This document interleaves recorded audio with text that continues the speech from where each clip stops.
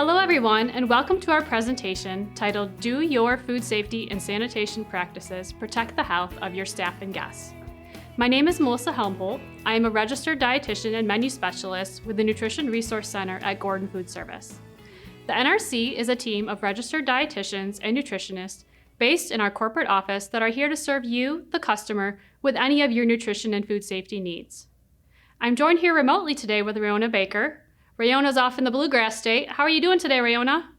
I'm doing great. Thank you, Melissa. Glad to be here with you today. As Melissa said, I am also a registered dietitian, and I am the non-commercial business solutions specialist in our central region here based out of Louisville, Kentucky area. So our objectives for today are to understand the differences between cleaning, sanitizing, and disinfecting, to define the most common areas to focus on in order to maintain safety in your kitchen and operation, and to explain the resources available to help protect the health of your staff and guests. It's important to note that the food code has not changed, but there is a heightened awareness on cleaning and sanitation at this time. There may be a few new or additional considerations, but most of this information should really be a refresh on safe practices. The action item from this presentation is for you to use this information and the resources provided to do your own safety and sanitation audit within your own operation. It's important for you to know what areas of concern you may have within your own kitchen and address them prior to any regulatory inspections or a potential outbreak of illness. So why is this important? We are in unprecedented times in the midst of a global pandemic from COVID-19, a disease that primarily affects the respiratory system. The high rate of asymptomatic carriers and longer timeline from exposure to symptoms appearing has led to the spread of millions of cases around the globe. Certain populations, like those listed on this slide, may be your guests and can be at greater risk of contracting the illness with potentially more severe symptoms. In addition, foodborne illness remains a continual concern in any food service kitchen. The cost of any outbreak of illness can be devastating to your operation. More than ever, we want to ensure that your kitchen is safe for both guests and staff. So we really like this quote from datacentral.com.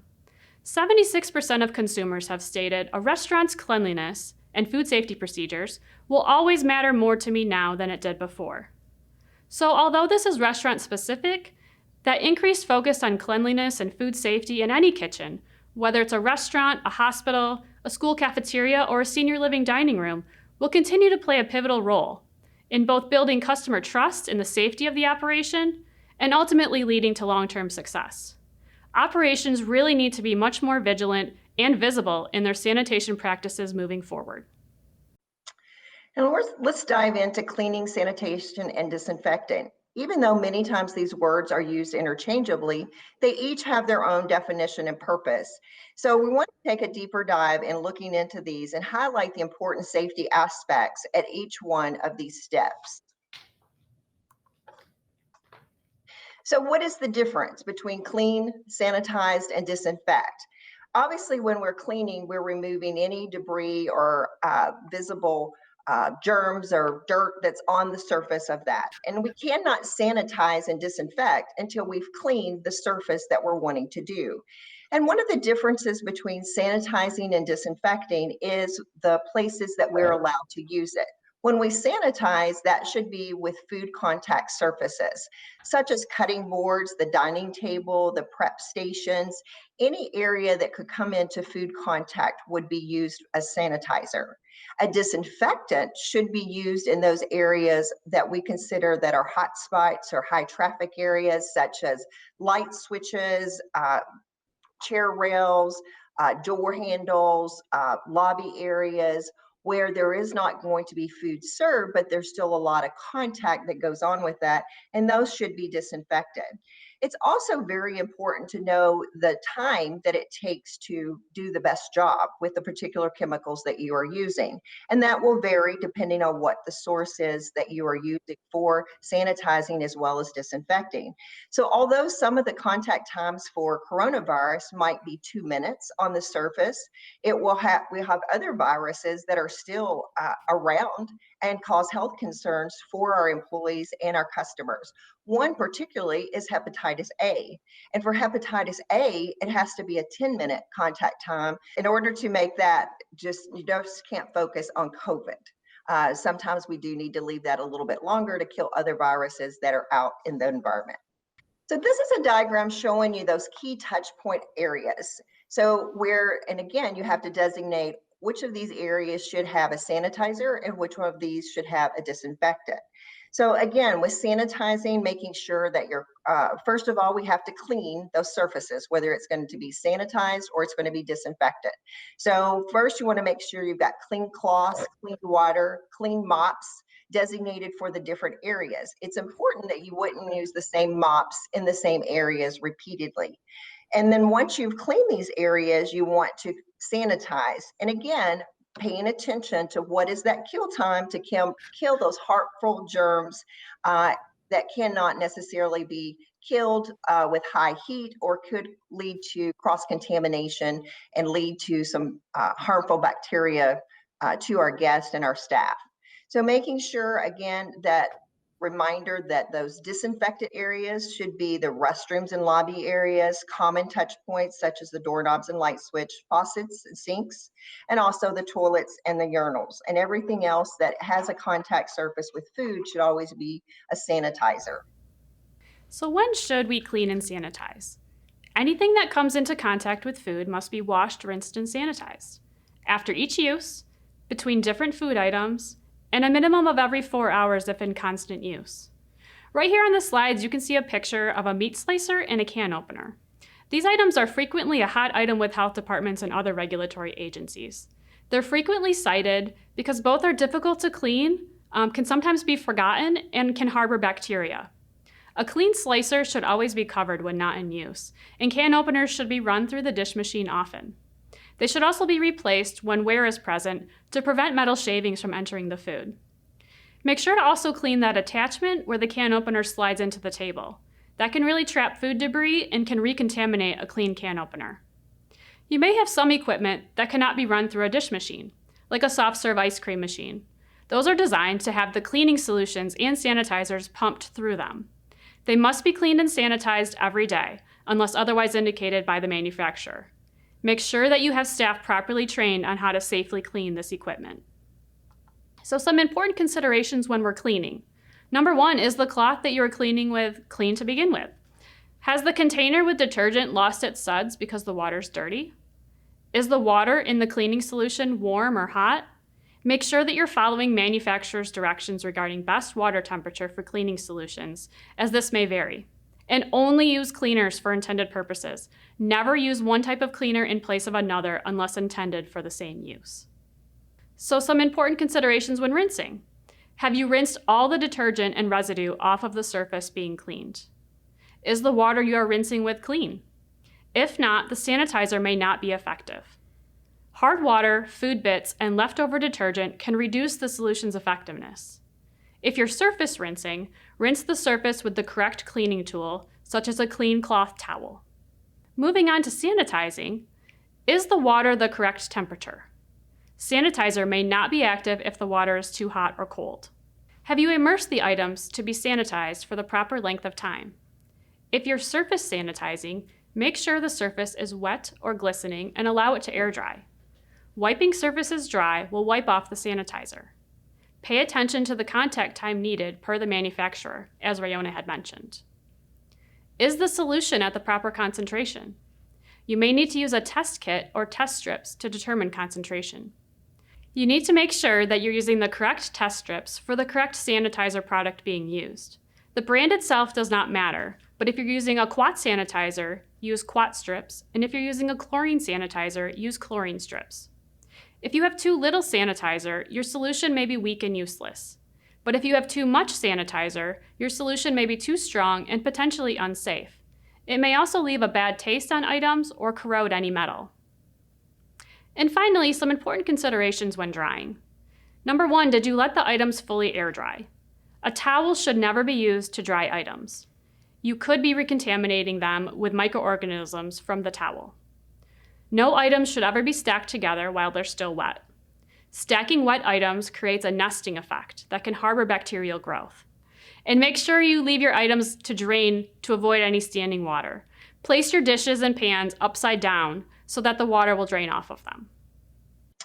And as we've talked about several times, cleaning, sanitizing, and disinfecting, this is not anything new that we haven't always been doing, but I think there's a heightened awareness because of the world that we're currently in with a pandemic.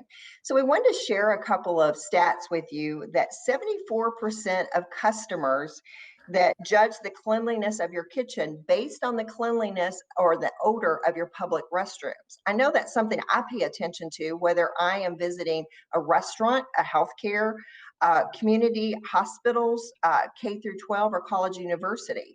And then also 46% of customers may avoid your establishment just because word of mouth that someone said that your restrooms weren't clean. And then 29% of customers will not return if your bathrooms make a bad first impressions. So it's, again, very important to follow the labels on your cleaning, sanitizing, and disinfecting to get the best results and decrease the opportunity of microorganisms being on the surface that could harm the health of your guests and your staff. This is an example that is not a good first impression of your restroom. So a few things I'll point out that are definitely regulated and should be is in the food code. We should not have our storage items in the bathroom that is visible to our guests to replenish and to clean, or even leave a personal item that is left here on the shelf. And if you look very closely, you'll notice that the sink as well as the toilet is in bad repair of needing some seals put in there. And also you'll see that the liners for the trash can are also left there on the shelf if you take a little closer look at that. So again, it's very important, even though the restroom may not be your main focus for your business, it is something that folks pay attention to. So where to properly store your cleaning supplies? The FDA tells us that we should never store chemicals with our food items or in an area where food is going to be prepped. So it's very important because we could have chemical contaminations which could cause harm to those folks that would be consuming the food. So also it's very important if you have large containers of chemicals and you're putting them in smaller containers, they need to have the label of that manufacturer there. And whomever you're purchasing your chemicals from should provide those labels for those smaller containers. And these should always be followed and clearly marked, and not marked with a marker of what they are. So that's very important as well.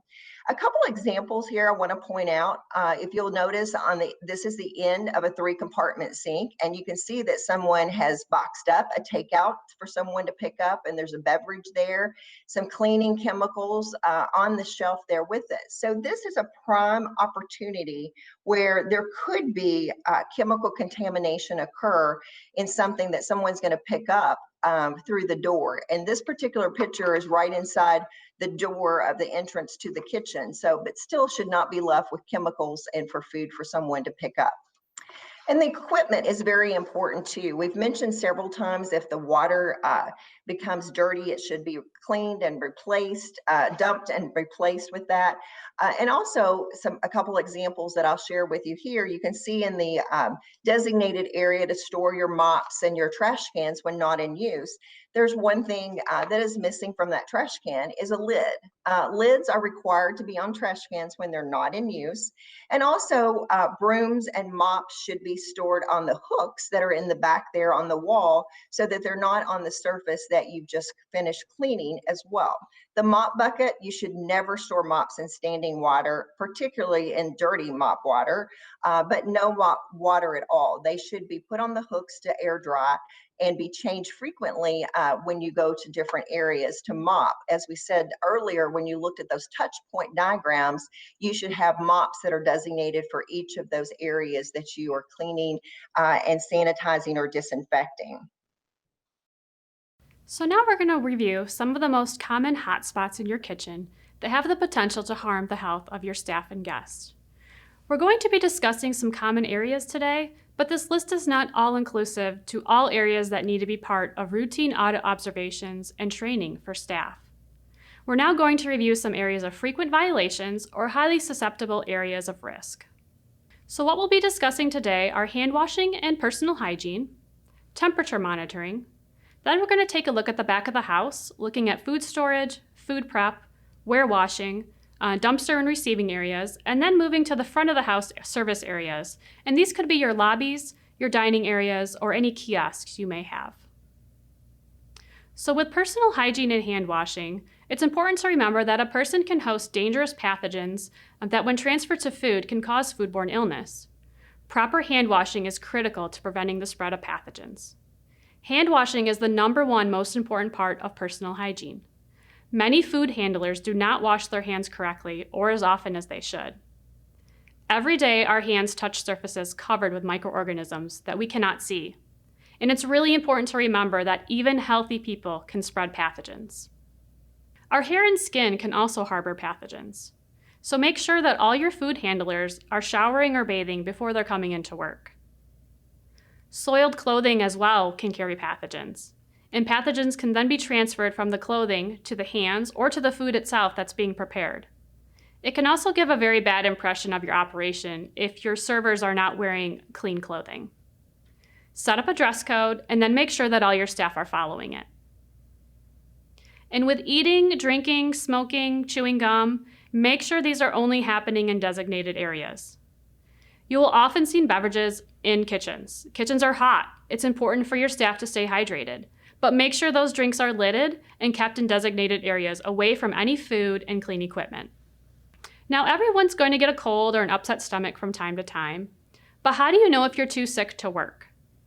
Employees should be screened for any signs of illness, including vomiting, diarrhea, jaundice, or a sore throat with a fever. You should also be paying attention for any open wounds, especially if they're infected or have any lesions with pus. If your employee or a direct family member or someone that's living with them has been exposed to or diagnosed with norovirus, Hep A, E. coli, shigellosis, or Salmonella typhi, and now in our current state of COVID-19, they should not be working. They need to know that reporting their illness or symptoms to a supervisor is mandatory. And this might be a good time to have a signed contract with the employee as part of their onboarding training during orientation. We also have this poster available, that's on the screen, available to post in your own kitchen. You can check out our booth at the end of the presentation for all the resources that we have available. Supervisors need to be aware that employees are sick before they start working with food. During times of an outbreak or a pandemic, such as our current state with COVID-19, there may be some additional checks. So staff may be checked upon entering the operation with a symptom or exposure questions, possibly a temperature check. Everything is based on whatever your infection control policy is in your operation. So let's take a little deeper dive into hand washing. Washing our hands and following appropriate glove changing is the #1 task that we can do as an individual to decrease the spread of germs. This is not an inclusive list by any means, but when in doubt, wash your hands. And in a nutshell, you should wash your hands when you arrive at your workstation, you change a job task, or you leave your workstation. Always wash your hands. And hand washing alone isn't always inclusive of getting rid of all of the germs that might be harbored on our skin, as Melissa alluded to earlier. But let's look at some scientific data that shows us, even though we may have thought we did a wonderful job with washing our hands, particularly under our nails and between our fingers and on our wrists, and that we did it for the appropriate time of 20 seconds. So the entire process of washing your hands from the time you wet them, add the soap, and rub them should be approximately 20 seconds. But we can see we're going to look at some evidence that will show after this person washed their hands and they placed their fingertips on a petri dish of what bacteria did grow. So this shows us even someone who thought they did a very good job, we still have some bacterial growth. And this brings to what is our responsibility?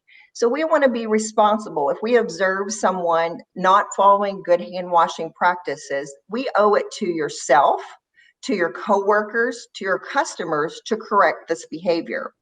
If you see food handlers who are following improper hand washing procedures, correct the situation immediately and assess what they were working for if possibly the food was contaminated. If it had a risk of contamination, we should dispose of that food. We should also clean and sanitize, and potentially any equipment that may have been in use should also be cleaned and sanitized, as well as the surface they were working on. So remember to retain and coach food handlers on following the proper hand washing procedures to decrease the growth of any microorganisms.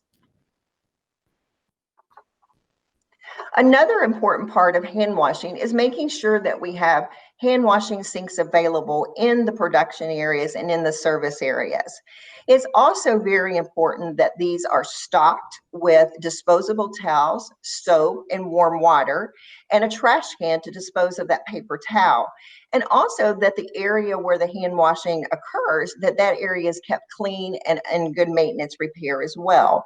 These examples here are showing a hand sink should never be blocked during preparation. So this utility cart on the left is blocking that hand washing sink, which may deter people from going over to trying to wash their hands because they can't get to it. And then the one on the right obviously is very dry and has a dirty rag that is dried in there. So obviously this hand sink is not being used appropriately. And I believe when this particular picture was taken in an observation that we did, it was not stocked well with paper towels, disposable paper towels to be used as well. So making sure those hand washing sinks are clean, you have a warm temperature greater than 100 degrees, soap and paper towels are available, and trash cans preferably with a foot pedal to dispose of the towels once you dry your hands. And if you don't have enough hand washing sinks to accommodate all the processes in your operation, we do have portable hand washing sinks that that are available to be purchased. And this is important too, but they would follow the same protocol as a standard sink that was mounted on the wall. We would still need to keep them clean. We'd still need to keep the paper towels there and make sure that is used correctly and stocked well.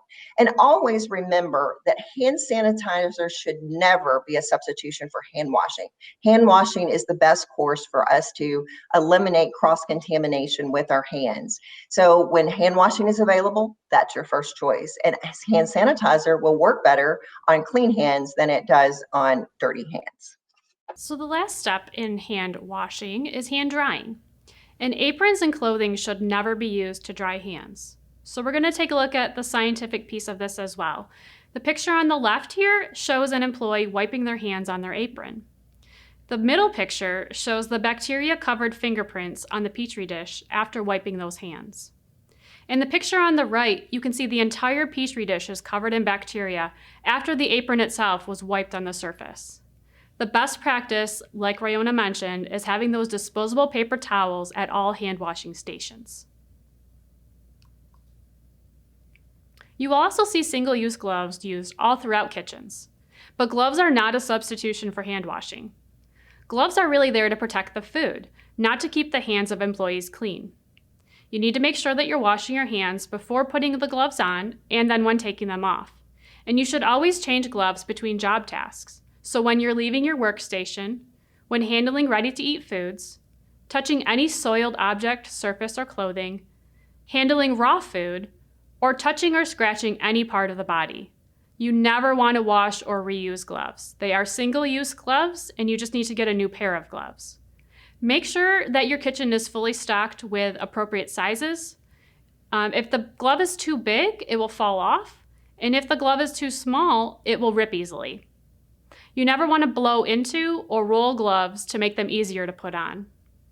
So we're going to talk a little bit about ready-to-eat food and making sure that we're not using any bare hand contact with that ready-to-eat food. These food items can be eaten without further preparation, washing, or cooking. So some of the examples of ready-to-eat food would be your fresh fruits and vegetables, your breads and your rolls, any plated dishes, your garnishes, including those that you use in beverages such as lemons and limes, and ice. So how do we prevent bare hand contact? The first thing we would use would be those single-use gloves. And again, making sure that we're washing our hands before and after using them, and making sure that we're changing them often. But to avoid any hand contact at all, use your scoops, tongs, or other utensils, and possibly pastry paper for any baked goods.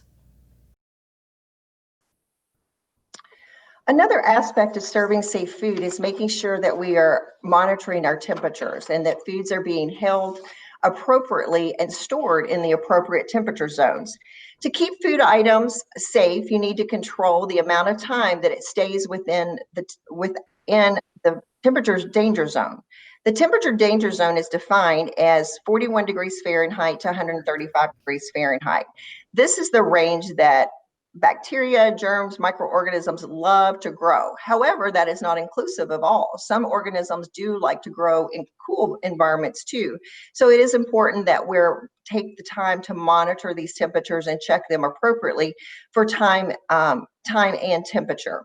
So make sure that you have policies and procedures to avoid time temperature abuse, including how quickly deliveries are put away in the proper temperature zone. That is very important to have someone assigned to putting up stock when it arrives, and also having adequate thermometers available that are calibrated frequently to make sure you're getting adequate temperatures. And this is a poster that we offer to our customers that gives you those reminders of those particular safe areas and what temperatures food should be held in, and how many times we should reheat foods. Of course, that would be once, and where we need to get that temperature up. So the 5 most common mistakes we typically see with food handling, as I mentioned, sometimes it's with deliveries. So one is purchasing food from an unsafe source. We know, Gordon Food Service, we have done our best to keep all the foods in the appropriate temperature zone from the time it leaves the manufacturer till the time it comes to our warehouse to your back door. But what if someone pulled up in your parking lot in a pickup truck and they're offering you these great deals? Well, you have no way of knowing how long that product's been sitting in the back of the truck, and even if it has a freezer attached, was it at the right temperatures the entire time of that product? So that would be considered an unsafe source that you would not want to purchase foods for your operation there. The other is failing to cook foods at the correct temperature. And this chart is helpful, and as well as hopefully your recipes have those standard temperatures that food should be at an internal temperature before service. And also holding food in an incorrect temperature. So it's important too that you not keep foods in that danger zone too long out of the appropriate environment. And we'll talk a little bit more about that as well. Also, contaminated equipment. And this falls again into our, for food contact surfaces, this would be sanitized, that all is equipment and surfaces are sanitized. An example would be if we put a box on a prep table, we should sanitize that, clean and sanitize that after we remove that, because there could be some harmful things on that cardboard box. So that's important. And also, we've already talked about practicing good personal hygiene, and that includes the hand washing continues throughout the course of our preparation process and service. So time and temperature control for safety, as we continue on with that, is to make sure one of the examples is not to have food out in that danger zone too long. One example, let's say we're going to make chicken salad. So we have pulled all of the ingredients that we need to make that particular recipe. And all of a sudden we're called away to either help on the serving line or do another task that might have come up. And you leave that sitting out on your countertop. Well, you're endangering that food may be sitting there too long, because perhaps it took longer to do what you were called away to do, or you don't even come back for 2 or 3 hours with that. So that food would have to be discarded, those ingredients. So when you are called away, put them back on a sheet pan or on a cart that can either be rolled into the walk-in or slid into a refrigerator while you're gone, and then pull those ingredients when you get back. Because we say the safest practice is it should never take more than 2 hours to prepare an item out of the appropriate temperature zone. So it's important that we do that. And because then you can't freeze that product if it's been longer than 2 hours, because that doesn't guarantee that will kill the germs, or even that heat will kill that those pathogens from growing. So it would be a waste, and we don't want that.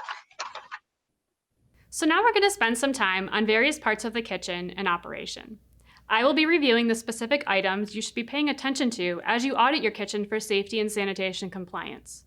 These audit items will also be available in the new Do-It-Yourself Safety and Sanitation Audit resource that will be available at the end of the presentation.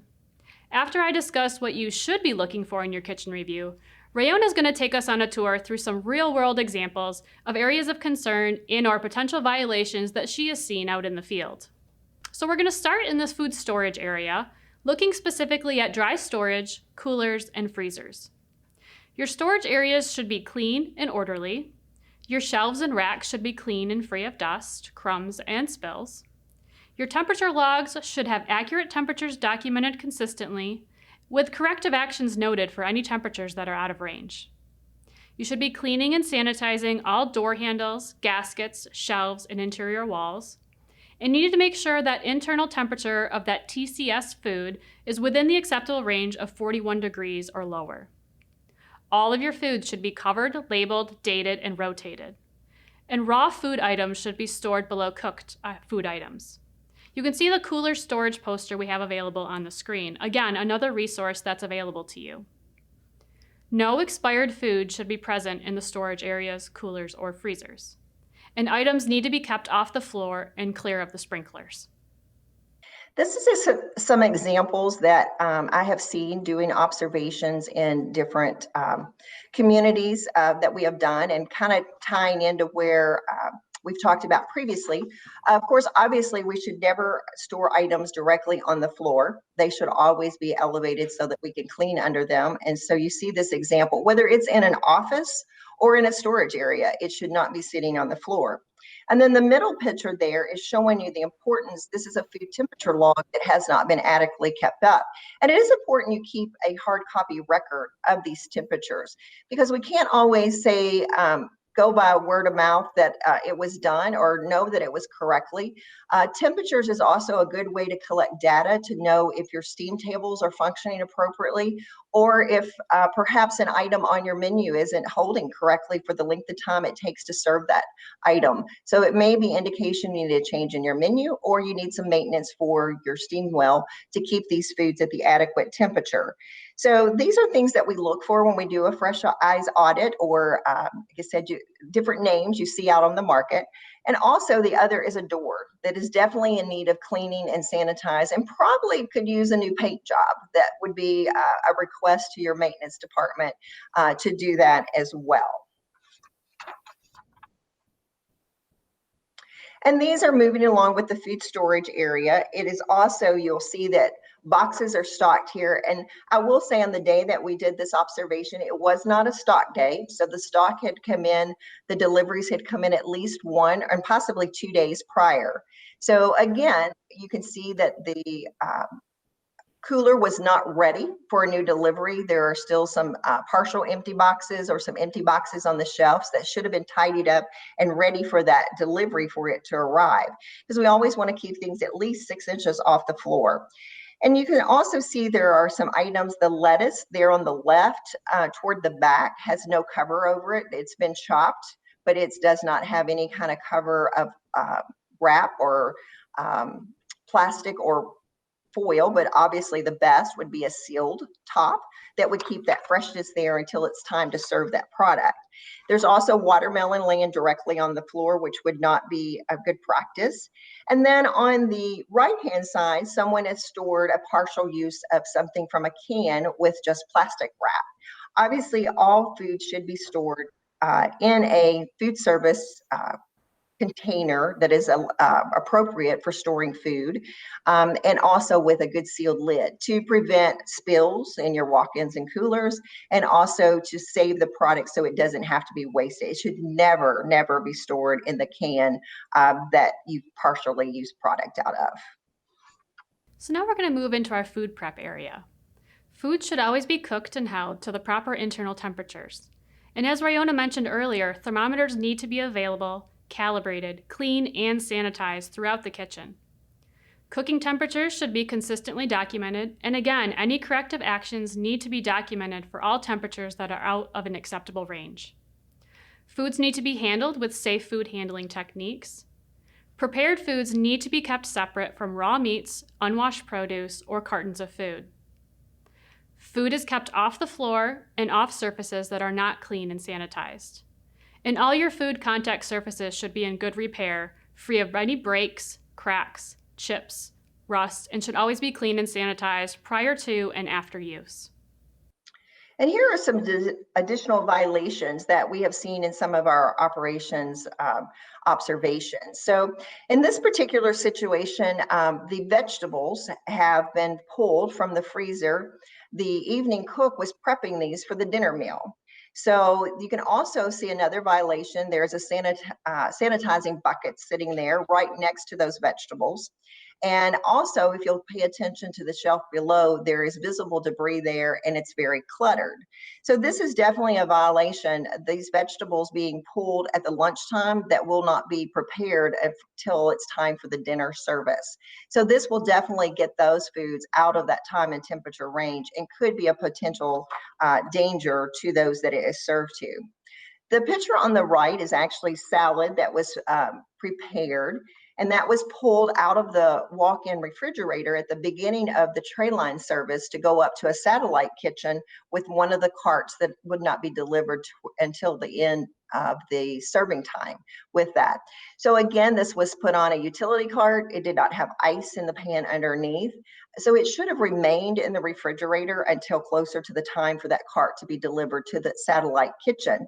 And also keep in mind, if you have equipment that's not being used that could help you keep foods in the proper temperature zone, such as a portable salad cart that you can put some ice in, or smaller carts that you can also have portability, perhaps whether it's hot or cold. In this example, this particular person did have that available, but did not choose to use that.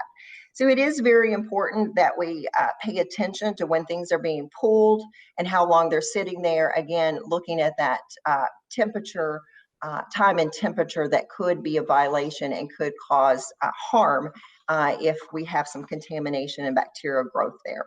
And this is continuing on to, this kind of goes back to the scenario, if you'll look to the left, that someone was in the process of putting together evening snacks. And you can see the products were pulled. You can see some milkshakes and some puddings and different things that are have been pulled, but they're not on ice. And that person is not working there to prepare these. So she's been pulled away to work on the serving line. So the items were left on that prep table in the kitchen and were not, she did not return to finish this task until after all the guests were served. So this is important to watch that and put that, should have been put back into the refrigerator, either into the reach-in or the walk-in, whichever one was available. And probably one of the greatest risks that we saw that day of inappropriate thawing of meat. These particular rolls of hamburger were on the counter when we arrived to start our observation for the day around 10 a.m. So they were sitting on the prep table, not under running water, which is one way. If you failed to thaw food in the refrigerator, you could do it under running water, not in standing water, to unthaw that quickly. However, in this particular situation, when we exited from doing our observation, which was around 1 o'clock, this beef was still sitting on the table. So this is definitely a high risk of food not being in the appropriate temperature zone that could cause harm. So now we're going to move into our dumpster area, delivery area, maybe you call it the back dock area. Your dumpsters should be cleaned on a consistent schedule. And the dumpster lid, or if you have a very large dumpster that has the sliding doors, need to be closed when not in use. The unloading dock should always be clean and free of debris. And your delivery personnel should check in on arrival and follow any safety guidelines. You may want them to come into the lobby or designated area prior to delivery, and make sure that they're wearing the appropriate PPE, such as masks, beard covers, hairnets, and make sure they're washing their hands prior to entering your kitchen. And here are some examples of some violations with taking trash out or also with the dumpster. You know, maybe the docks or the dumpsters aren't your primary focus, or you don't tend to be in those areas, but it is something that we want to pay attention to. And if you'll look at the photo on the left, this is actually at a K through 12, and this was the utility cart to take the trash bags out was parked right up against the milk cooler, and then it was also at the end of where the food was being served to the children for lunch. So, and right on the other side of that wall is the dish room. So it would be more appropriate if you're going to have that close to emptying the trash cans from the cafeteria area, that you would at least have it in your dish room. But the best practice would that it would be at the exit door toward the back, where you would be exiting the kitchen to go to the dumpsters to get rid of those and walk that back to that area when it needed. And then the dumpster there on the right, again, just like our trash cans, when they're not in use, the lid should be closed. Obviously, this one is overfilled and the lids cannot be closed, but we should have those areas should be cleaned, and they should be closed to decrease opportunity for rodents and insects to invade this area, and that could cause unsanitary conditions to occur. So now we're going to take a look at our warewashing areas. Again, those dish machine temperatures need to be consistently recorded. And although we've said this throughout the entire presentation, any corrective actions need to be noted for temperatures that are out of range. It's very important throughout your entire kitchen. If you're using chemical sanitation, you make sure that that's tested and consistently documented within the appropriate range identified on the test strips. Clean and soiled work areas need to be separated to avoid cross-contamination. Universal precautions need to be in place and followed. Staff handling soiled dishes need to use aprons, masks, or face shields and goggles to avoid cross-contamination. Staff need to be washing their hands and changing their gloves between soiled and clean dishes. Dishes, food preparation equipment, and utensils need to be air dried. Again, no stacking and no towel drying. Your dish caddies or carts need to be clean, sanitized, and well maintained. Silverware needs to be stored with the handles up in order to avoid any cross-contamination. If you're using a 3-compartment sink, it needs to be set up correctly. The first sink should be your wash sink, and then comes the rinse, and then that last sink is your sanitizing. If you do not have a 3-compartment sink, all your dishware, your utensils, pots and pans, they need to be run through that dishwasher to properly sanitize them. The walls in your dish room should be clean and in good repair, with no paint peeling, which gives a low risk of any physical contamination. And finally, that machine needs to be drained and cleaned regularly, including the tanks, the screens, the curtains, really anything that could be trapping any food debris. And these are some examples in the warewash area and the 3-compartment sink. They're often overlooked. These are common overlooked poor practices. So on the left, you'll see the 3-compartment sink. If you have a 3-compartment sink, it should always be filled with your washing solution, your rinse, and your sanitizer to immerse those foods or equipment into that before to sanitize it and air dry it. So that's very important. You can see, obviously, this sink is not being used appropriately. There's buckets on 2 sides of the sinks that are being used for who knows what that might be for. And then on the right side, you can see the dish room where the caddies that the dishes would go on were placed on the floor. Again, even though these caddies will be run through the dishwasher, they should not be stored directly on the floor surface. They should be on a dolly, such as the ones to the left of those that are sitting up, propped up on the floor. So this is important. We pay attention to this and make sure they're not stored on the floor. Other areas that are typically found in the warewashing area that can be done, you can see here to the left that that container is a pre-soak for silverware and maybe small wares and so forth with that. Very visibly soiled and need of changing that water before you should soak anything else in it before you run it through either the dishwasher or that 3-compartment sink. And the one in the middle, these were lids to your pans that were put away dirty. There's visible debris here, and they're just sticky and covered with the food items that they had been on previously. So you would think that these are ready to be used again, and someone had put them in and put them under the serving line where they would bring the pans of food to put the lids on while they're waiting for the time of service to start. So this should have definitely been pulled and rewashed immediately. And then the last picture to the right is showing you that trash can near the pot and pan sink, and I'm sorry, not the pot and pan sink, but the hand washing sink. And again, it's great. You've got one that's got a foot pedal, but it's pretty obvious that it's pretty dirty. And we said our hand washing areas should be well stocked and well cleaned as well, because we don't want to touch something or recontaminate our hands once we've washed them. So the last area we're going to take a look at is the front of the house service areas, specifically looking at the dining rooms.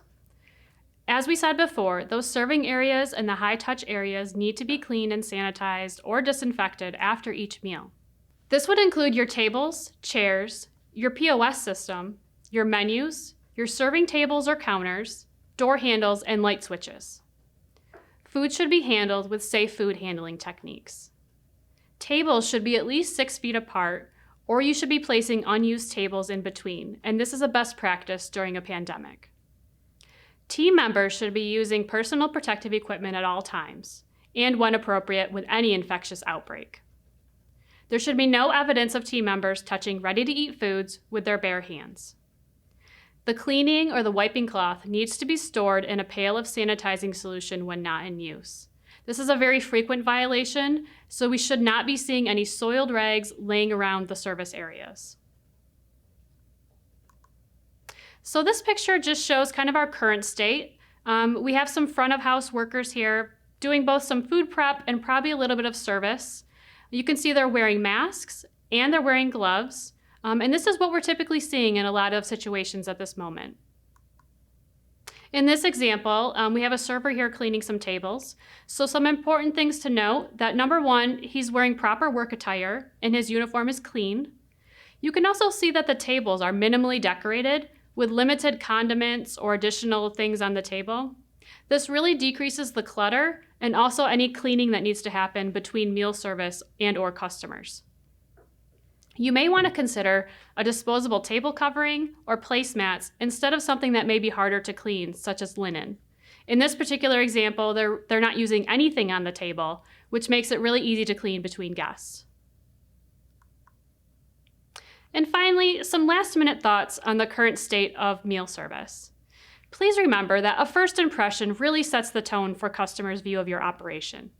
Cleanliness is the key to an enjoyable and safe meal, and it starts the moment a customer walks through your door. We have restaurants reopening. Social distancing is in place for all dining rooms, whether it's a restaurant, a senior living community, a hospital, or a school cafeteria.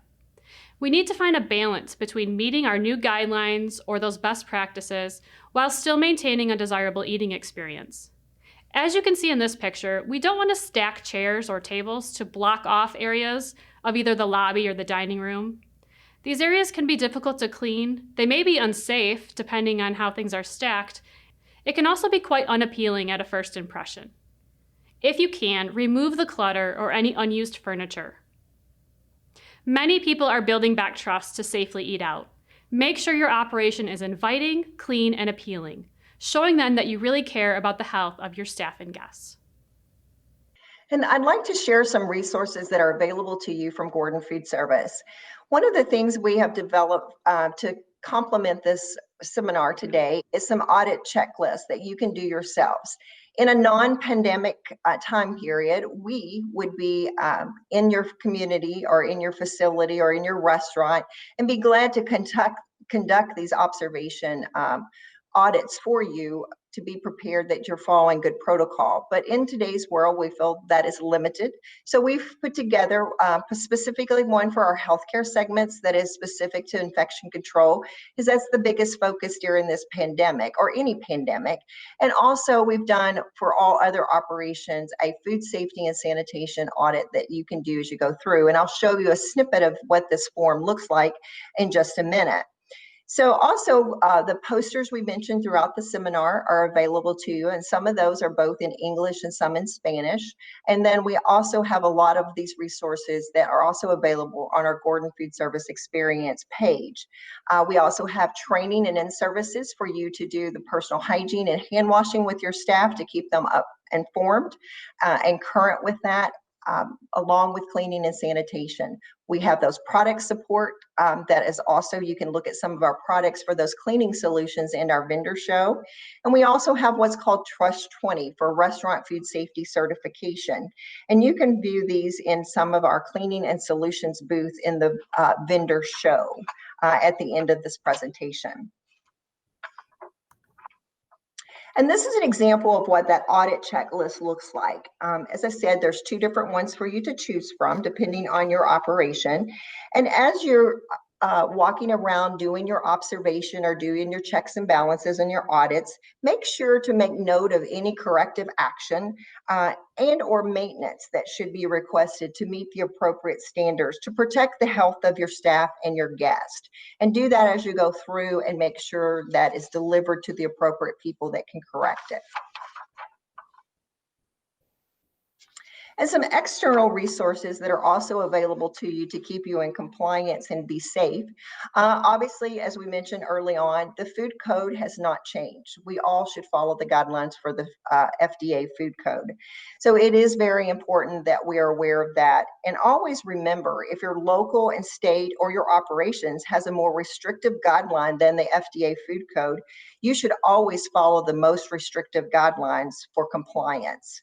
So best practices should never be less than the recommendation established by the Food and Drug Administration Food Code. It is a guide to protect the health of your staff and your guests. And other external resources is to have serve safe courses, and we offer those through Culinary Cultivation. Those can be in person or online. And another great resource that, particular if you're in our healthcare world, you're very familiar with the CDC guidelines. And also, as we mentioned, your local health department is a great external resource for you as well, and us. So we invite you to visit our virtual booth. It's Your Business is the name of our booth, and we will have nutrition information, healthcare food service, hospital long-term care, congregate meals, our school food service, and general food and safety information available in our booth. And Melissa and I will be available for chat after this, and if you have any additional questions or concerns that we can help you with. Thank you all for attending this presentation today. As Rayona mentioned, please feel free to add any questions into our chat and we will reach out to you individually with answers. To obtain your continuing education, please visit our booth, It's Your Business, to fill out a short evaluation and receive your certificate. Have a wonderful day and enjoy the rest of the virtual show. Thank you everybody for attending, and thank you, Melissa. Thanks, Rayona.